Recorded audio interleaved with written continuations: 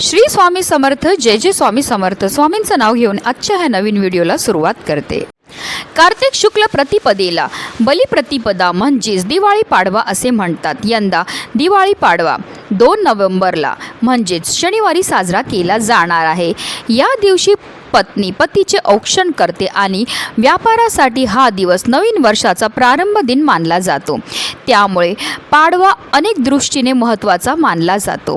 या दिवसाचे वैशिष्ट्य म्हणजे 3.5 मुहूर्तापैकी एक असलेला हा दिवस अतिशय शुभ मानला जातो.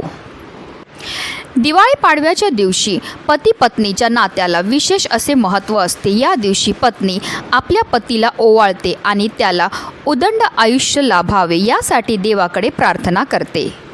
कार्तिक शुद्ध प्रतिपदा हा दिवाळीचा 3रा दिवस असतो. या दिवशी भगवान विष्णूंनी वामन बटूचे रूप घेऊन उदार बळीराजाला पाताळात धाडले होते.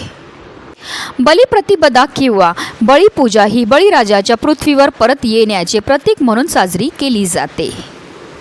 दिवाळी पाडवा हा राजा बळीला समर्पित आहे, ज्याला हिंदू परंपरेत त्याच्या औदार्य आणि भक्तीसाठी सन्मानित केले जाते. दिवाळीतील पाडवा हा अतिशय शुभ दिवस मानला जातो. या दिवशी काही प्रभावी उपायसुद्धा केले जातात आणि म्हणूनच आपल्याला बलिप्रतिपदेच्या दिवशी आपल्या आंघोळीच्या पाण्यामध्ये ही एक वस्तू टाकायची. ही वस्तू टाकल्यामुळे आपल्या जीवनामध्ये असणारी जेवढी पण नकारात्मकता आहे, इडापिडा, पितृदोष, ग्रहदोष, शत्रुबाधा तर नष्ट होणारच आहे, पण आपलं 7 पिढ्यांचं दारिद्र्य नष्ट होऊन आपल्या संपूर्ण कुटुंबाची भरभरून अशी प्रगती होणार आहे. अतिशय प्रभावी असा हा उपाय, ज्याबद्दल सविस्तर आणि महत्त्वाची अशी माहिती मी तुम्हाला या व्हिडिओमध्ये देणार आहे.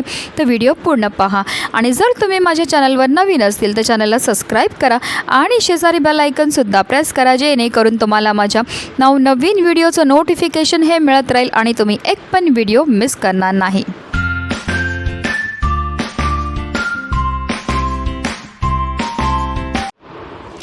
बलिप्रतिपदेची एक आख्यायिका आहे. त्यानुसार एकदा भगवान विष्णूंचा अवतार असलेल्या वामनाने राजा बळीकडे 3 पायरी जमिनीची मागणी केली. यावर त्याने ब्रह्मांड आणि पृथ्वीचे 2 पायामध्ये मोजमाप केले. यानंतर वामनाने जेव्हा बळीला 3रं पाऊल कुठे ठेवायचं असं विचारलं, तेव्हा बळीने त्याचे डोके पुढे केले. असं मानलं जातं की बळीनं आपलं डोकं वामनाच्या चरणाखाली धरलं आणि वामनाने त्याच्या मस्तकावर पाय ठेवताच तो अधोलोकात पोहोचला होता. त्यावेळी भगवानांनी बळीवर प्रसन्न होऊन आशीर्वाद दिला की प्रतिपदेला तुझी पूजा केली जाईल. हा एक मोठा सण असेल. तेव्हापासून बळीची पूजा करण्याची परंपरा सुरू झाली. महाराष्ट्रात हा सण बळीराजाला समर्पित केला जातो. या दिवशी गोठा स्वच्छ केला जातो. मग शेणाच्या गुराखी, कृष्ण, गवळणी आणि 5 पांडव केले जातात. काही भागात गाय बैलांना मनोभावे ओवाळले जाते, तर मेंढ्यांच्या कौतुकाचा सण धनगर समाजात केला जातो. तसेच आदिवासी समाज गुराच्या बकऱ्यांची पूजा करतात. आणि म्हणूनच आपल्याला दिवाळी पाडव्याच्या दिवशी सकाळी ब्रह्ममुहूर्तावर उठायचं आणि अभ्यंग स्नानही करायची आहे. तर आपल्याला काय करायचं, आंघोळीला पाणी हे काढायचं आहे आणि आंघोळीच्या पाण्यामध्ये सगळ्यात पहिली वस्तू जी आपल्याला टाकायची ते म्हणजे गंगाजल.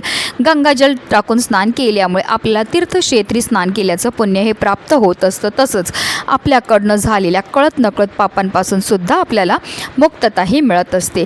तसेच आपल्याला चिमूटभर खडे मीठसुद्धा आपल्या आंघोळीच्या पाण्यामध्ये टाकायचे. खडे मीठ टाकून स्नान केल्यामुळे आपल्या जीवनामध्ये असणारी जेवढी पण नकारात्मकता, इडापिडा, वाईट शक्तींचा प्रभाव असेल तो दूर होण्यामध्ये मदतही मिळत असते. तसेच आपल्याला चिमूटभर हळदसुद्धा आपल्या आंघोळीच्या पाण्यामध्ये टाकायची. हळद टाकून स्नान केल्यामुळे आपल्या कुंडलीतला गुरुग्रह बलवान होतो, ज्यामुळे आपल्या जीवनामध्ये असणारी जी आर्थिक समस्या त्यापासून आपल्याला मुक्तताही मिळत असते. तसेच शनिवार आहे म्हणून आवर्जून आपल्याला या दिवशी आंघोळीच्या पाण्यामध्ये चिमूटभर काळे तिळ हे टाकायचे. तिळांची उत्पत्ती ही श्री हरिविष्णूंच्या घामापासून झाली होती, म्हणून तिळ हे श्री हरिविष्णू आणि माता लक्ष्मीला अतिशय प्रिय. तसेच तिळ हे आपल्या पितरांना सुद्धा समर्पित असतात आणि जेव्हा आपण तिळापासून काही उपाय करतो तर त्यामुळे आपल्या कुंडलीमध्ये असणारा प्रखरातला प्रखर पितृदोष, ग्रहदोष, त्याचबरोबर शत्रुबाधा, नकारात्मकता, इडापिडा दूर होण्यामध्ये मदतही मिळत असते.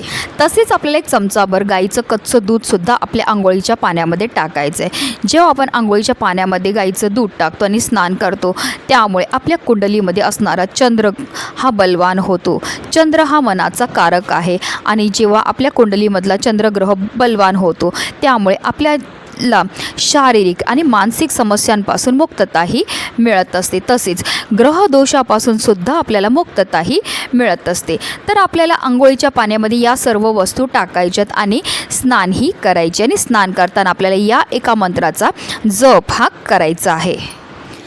गंगे च यमुने च व गोदावरी सरस्वती नर्मदे सिंधू कावेरी जलसिंच निधी कुरु या मंत्राचा आपल्याला जप करायचा आहे आणि आपल्याला स्नानही करायची आहे. पण बऱ्याचदा लोक चुकीच्या पद्धतीने स्नान करतात त्यामुळे सुद्धा त्यांना कोणत्याही उपायाचं शुभ फळ हे प्राप्त होत नाही. तर आपल्याला काय करायचं, सर्वप्रथम एक मग पाणी आपल्या उजव्या खांद्यावर टाकायचं आहे, एक मग पाणी आपल्या डाव्या खांद्यावर टाकायचं आणि त्यानंतर आपल्याला स्नानही करायची आहे. जेव्हा आपण आंघोळीच्या पाण्यामध्ये या सर्व वस्तू टाकतो त्याचबरोबर मंत्राचं जप करतो त्यामुळे आपल्या तनाबरोबर आपल्या मनाची सुद्धा शुद्धीही होत असते आणि पवित्र तनाने आणि पवित्र मनाने केलेल्या प्रत्येक कार्यामध्ये आपल्याला 100% यश हे प्राप्त होत असतं.